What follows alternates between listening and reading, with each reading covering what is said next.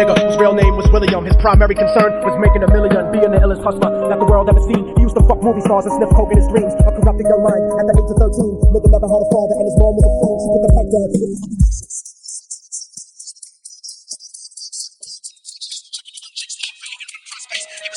Material objects, but he understood money never bought respect. He built a reputation because he could hustle and steal, but got locked once and didn't hesitate to squeal. So criminals he chilled with didn't think he was real. You see, me and niggas like this have never been equal. I don't project my insecurities on other people. He fiended for props like addicts with pipes and needles, and so he felt he had to prove to everyone he was evil. A feeble-minded young man with infinite potential, the product of a ghetto-bred capitalistic mental. Coincidentally, dropped out of school to sell weed, dancing with the devil, smoked until his eyes would bleed. But he was sick of selling trees and gave in to his greed.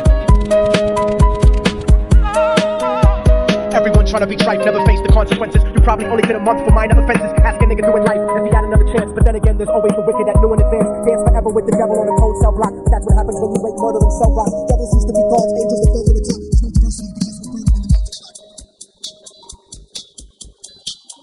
So when he started watching his money, thinking he could get his respect back in the eyes of his crew. Starting fights over little shit up on the block. Stepped up to selling mothers and brothers to crack rock. Working overtime, making money for the crack spot. Hit the jackpot and wanted to move up to cocaine, fulfilling the Scarface fantasy stuck in his brain. Tired of the block niggas treating him the same. He wanted to be major like the cutthroats and the thugs, but when he tried to step to him, niggas showed him no love. They told him any motherfucking coward can sell drugs. Any bitch nigga with a gun can bust slugs. Any nigga with a red shirt can front like a blood. Even Puffy smoked the motherfucker up in the club, but only a real thug can stab someone till they die. Standing in front of them, staring straight into their eyes, Billy realized that these men were well guarded, and they wanted to test him before business started. Suggested raping a bitch to prove he was cold-hearted. So now he had a choice between going back to his life or making money with made men. Up in his sight, his dreams about cars and ice made him agree a hardcore nigga is all he ever wanted to be. And so he met them Friday night at 2:45.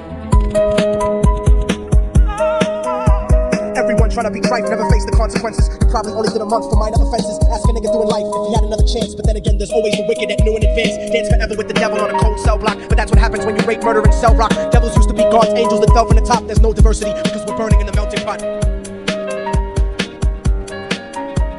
Drove around the project slow while it was raining, smoking blunts, drinking and joking for entertainment, until they saw a woman on the street walking alone, 3 in the morning, coming back from work on her way home. And so they quietly got out the car and followed her, walking through the projects. The darkness swallowed her. They wrapped her shirt around their head and knocked her onto the floor. This is it, kid, now you got your chance to be raw. So Billy yoked her up and grabbed the chick by the hair and dragged her into a lobby that had nobody there. She struggled hard, but they forced her to go up the stairs. They got to the roof and then held her down on the ground, screaming, "Shut the fuck up and stop moving around." The shirt covered her face, but she screamed and clawed. So Billy stomped on the bitch till he broke in her jaw. Them dirty bastards knew exactly what they were doing. They kicked her until they cracked her ribs and she stopped moving, blood leaking through the cloth. She cried silently, and then they all proceeded to rape her violently. Billy was made to go first, but each of them took a turn, ripping her up and choking her until her throat burned. A broken jaw mumbled for God, but they weren't concerned. When they were done and she was lying bloody, broken and bruised, one of them niggas pulled out a brand new 22. They told him that she was a witness for what she'd gone through, and if he killed her, he was guaranteed a spot in the crew. He thought about it for a minute. She was practically dead, and so he leaned over and put the gun right to her head. I'm falling and I can't turn back.